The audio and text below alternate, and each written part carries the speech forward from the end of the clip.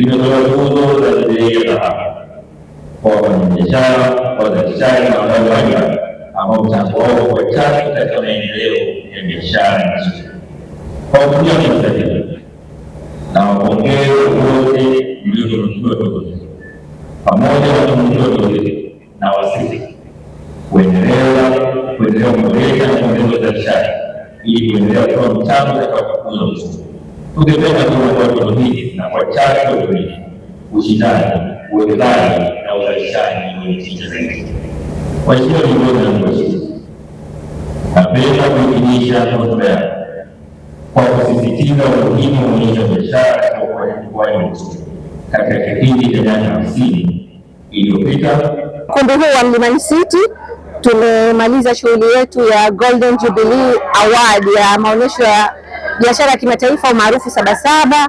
Tumesherehekea miaka 50 ya maonyesho haya, na kama mlivyoona ni documentary ya historia. Sasa kila mmoja nafikiri anaelewa historia ya maonyesho. Yalianza kama maonyesho ya biashara za ndani, yameendelea kukua, yamekuwa kimataifa, lakini si kimataifa tu, yamefika miaka 50. Ni jambo la fahari kwa sisi kusherehekea miaka 50 kwa sababu kuna wengine wamefika katikati wamekatiza, hawafanye tena, hawajaweza kuendeleza. Lakini sisi kama Mamlaka ya Maendeleo ya Biashara Tanzania, ndani ya nchi yetu Tanzania, tumeendelea kuyafanya, na rais wetu, Rais wa Jamhuri ya Muungano wa Tanzania Dr. Samia Suluhu Hassan ameendelea kuyatangaza na kuyapa kipaumbele maonyesho haya. Kwa hiyo sisi tuna wajibu wa kusherehekea, lakini pia leo tumefanya shughuli hii kwa sababu ya kuwatambua michango ya wale ambao wanaendelea kuyathamini maonyesho haya na kutumia jukwaa hili ambalo linawakuza kwa ajili ya kuwakuza wenzao, lakini kutangaza Tanzania kibiashara, viwanda, biashara zao za viwanda pamoja na fursa mbalimbali. Lakini pia kwenye maonyesho kama tunavyosema kuna networking. Kwa hiyo ni wajibu wetu sisi kama wasimamizi wa biashara, Mamlaka ya Maendeleo ya Biashara Tanzania, ambayo sisi ni instrument ya biashara ndani ya Wizara ya Viwanda na Biashara, ambapo wajibu wetu kuwatambua wafanyabiashara wote ambao wamechangia kwa upande mmoja au wengine sekta hii ya biashara kukua kupitia maonyesho haya, ambao wamekuwa lakini kusupport na kuona umuhimu wa maonyesho haya. Mchango mkubwa uliotokea kuanzia viongozi waliopita mpaka hawa waliopo, wa kila mmoja ana mchango wake, lakini pia mmeona wafanyabiashara mbalimbali wameendelea kutunukiwa zawadi, ambapo wengi wao walikuwa ni washirika wengine miaka 15. Kwa hiyo ni wajibu wetu, na hii ni ya kwanza tumefanya kwa sababu ndio kwanza tumetimia miaka 50. Lakini hiki kitu kwa kuwa kizuri kikubwa, tutaendelea kukifanya, kuangalia jinsi gani tunaweza kukifanya vizuri zaidi katika platform mbalimbali. Siku hii ya leo pia hatukuacha nyuma waandishi wa habari. Katika sehemu ya waandishi wa habari kuna mwandishi ambaye anaandika makala za maonyesho nzuri za kimataifa.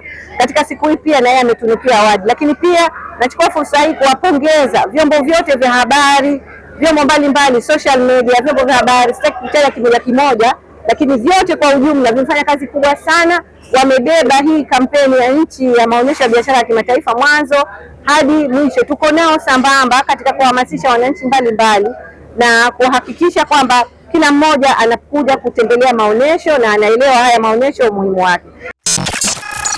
Msimu huu wa Sabasaba, usiruhusu biashara yako ipoe, kwa sababu Global TV inakupa fursa ya kuchangamsha biashara yako.